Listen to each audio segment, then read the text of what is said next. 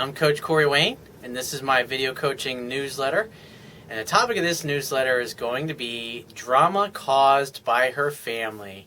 Well, it's always nice when your girlfriend has a helpful family member or friend who has an opinion on your relationship, which obviously doesn't concern them. And a lot of times they're just trying to look out for their friend or their family member, but especially like when it comes to things when it involves other women or they see pictures that involve you and another woman, they have an opinion on that, and if your girlfriend happens to be a little insecure, then it's never really helpful because it just creates unnecessary drama. And as you know from my videos, if you've been watching me for a while, my life is a drama-free zone, and I just simply don't put up with that kind of bullshit in my life because I date women that get it. I date women that understand how to communicate like an adult. When I was younger, I used to deal with women that were insecure or just they created drama because they're just immature as hell. And I got an email here from a guy. He says, "Hi, Corey. I have a question about relationship boundaries. Recently, a female friend of mine moved to another city due to a job promotion at the company she works for. Not only has she been my friend for the past 10 years, she was actually the first friend I made moving to the city I live in 10 years ago. She even helped me move some of my martial arts equipment to my friend's house since I couldn't fit it all in my new place. She had a really big truck. She invited me to her going away party at a local bar where me and about 10 other people drank, danced, and took pictures. I put a picture of the two friends and I on my Facebook page, and when my girlfriend's dad saw it, he told her I wouldn't have put it up if I cared about her. She told me it looked as if I was dating someone else, but I reassured her that she's the only one I'm into.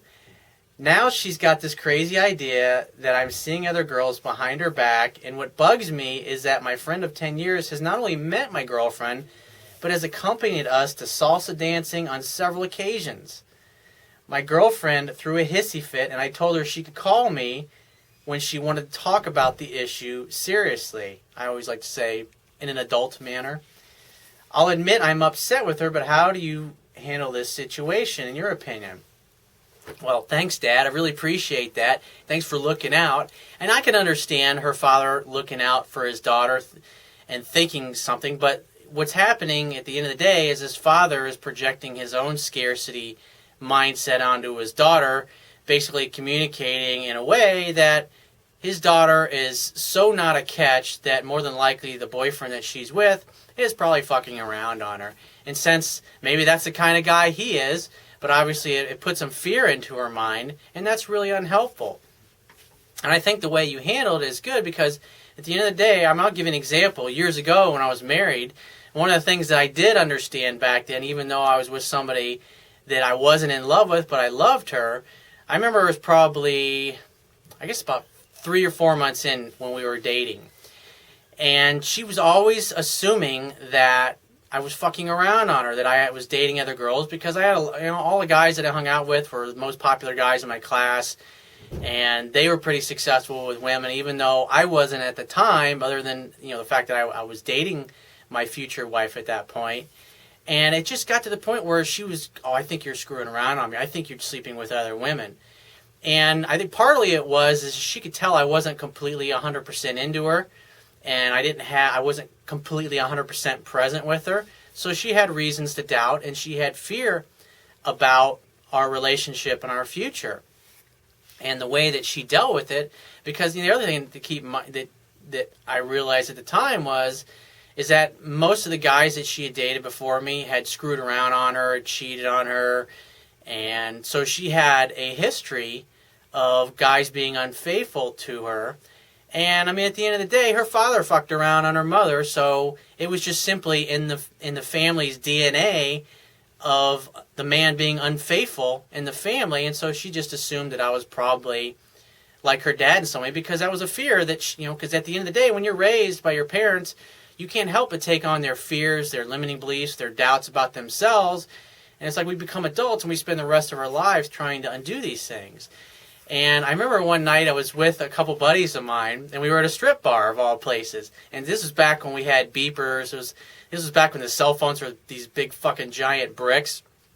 And so my girlfriend, who became my wife at the time, she sent me a beeper message, and so I called her back from the titty bar, and she's like, "Where you at?" I didn't think anything of it. I said, "Oh, I'm at Solid Gold with my buddy Alex and Sean," and she hung up on me. I just went back to what I was doing, and we were getting lap dances and we were having a good time.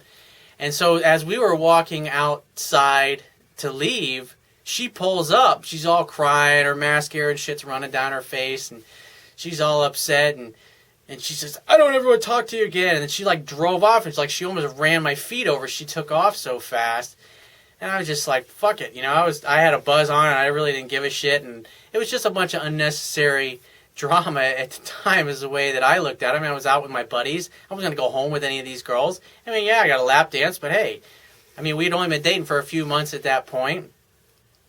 And I could understand the way she reacted, but she was like 22, 23 at the time, so she's immature and she's young, and obviously she had a reason to be fearful of those things because her own father fucked around on her mom, and plus she'd been cheated on before in the past. But at the end of the day, it was her fucking issue. It was her problem. And I remember a month or two later, she called me the next day and she was apologetic because she'd been out drinking with her girlfriends too. And, it's great that she was driving, right? So she calls me the next day, and it kept going on. She kept bringing this shit up, and I eventually got to the point where I just said to her, I said, "Look, I'm a faithful guy. I'm never going to fucking cheat on you. I'm just not like that. I actually keep my word. When I'm in a relationship with somebody, I'm not going to fuck around on them. And if you got a problem with that, if you don't believe me, that's your fucking problem. It's your issue. And from this day forward, I don't want to fucking hear about that shit anymore. I'm done with it. I'm over it. Don't ever bring it up again if you want to continue being my girlfriend." And I put my foot down, and I said it that was the way I said it. And because it was really getting to be a pain in the ass, and I put my foot down, and she never brought it up again. And she dealt with it internally because those were her own feelings. And even though I ultimately didn't stay with her, she never brought it up again. And she never, even if she doubted me or was fearful that I screwed around on her, my explanation was good enough. And as a man, it should be. At the end of the day, your woman, if you were in a relationship with you, should respect your boundaries and respect how you are. Now, if you're a guy that has lied to her in the past and cheated on her, obviously that's another issue. But sometimes you just got to put your foot down. And like this particular case, I like the way you handled it with your girlfriend. And she's acting all immature. And at the end of the day, this is her fear and her insecurity and her doubt that she's projecting onto you. And you just simply put your foot down in a loving way and just say, "Look, it's just like, I don't want to deal. This is your fucking father's problem. This is the issue your father caused. And if you're going to be all insecure about it, you can talk it out with your father. I don't know what the issues are, but I don't want to hear about it. I'm going to be faithful to you. And if you're not going to trust me, then we're not going to have a future together if you can't trust me." And that's basically, and what you said to her is, call me when you calm down. And sometimes when a woman is being totally irrational and she's yelling at you on the phone, you just say, "Look, I love you, I adore you, but I'm not going to talk to you when you're acting this way. You're acting immature and you're acting irrational. So when you calm down and you want to talk to me like an adult, give me a call. I love you. I'm going to go. Goodbye." And then you hang up on her. And when she calms down, you put your foot down, because at the end of the day, women have to know that if they push you too far, you'll walk and you'll never look back. I'm just simply not going to put up, especially at this point in my life, because I obviously like younger women. Occasionally I come across women that are immature or don't know how to treat men or just whatever. I don't have a problem ditching a girl that I'm dating when I'm single. It's, if she's not going to treat me the way I'm treated. I mean, the kind of women I'm used to dating, it's like they don't fucking treat me that way. And I'm certainly not going to start putting up with that kind of crap when I didn't put up with it 20 fucking years ago. That's something to think about. So if you have a question that you want to ask me, or is a topic you want me to cover in a future video newsletter, go to my website, click the Contact Me tab on the left-hand side of your screen. Send me 1 to 2 paragraphs max detailing your questions, your situation, your challenges. And you just got to give me several days to get back to you with a response, because I get a lot of email from the internet. And I also get a lot of it from my paying phone coaching customers. But be patient, and I will get back to you. And if you want to talk to me right away, the quickest way to get my help is to book a paid phone coaching session. And you can do that by going to my website, click the Products tab, which is going to be at the top of your screen, and follow the instructions. If you want to get a digital version of my Kindle ebook, on my website, on the right-hand side, underneath the box that's underneath the email sign-up box, has a link that will take you to the Amazon Kindle download page for my book. You don't have to have a Kindle device to read my book. All you have to do is once you get to the download page on Amazon's website, on the right-hand side, there's a button that will open up a window where you can download one of their free Kindle e-reader apps for your PC, for your Mac, for your iPad, for your Android smartphone or tablet device, or your iPhone. It takes a matter of seconds to download and install the app. And once you've got the app installed, it only takes a few more seconds to purchase and download my book. You'll be reading it in no time. And I will talk to you soon.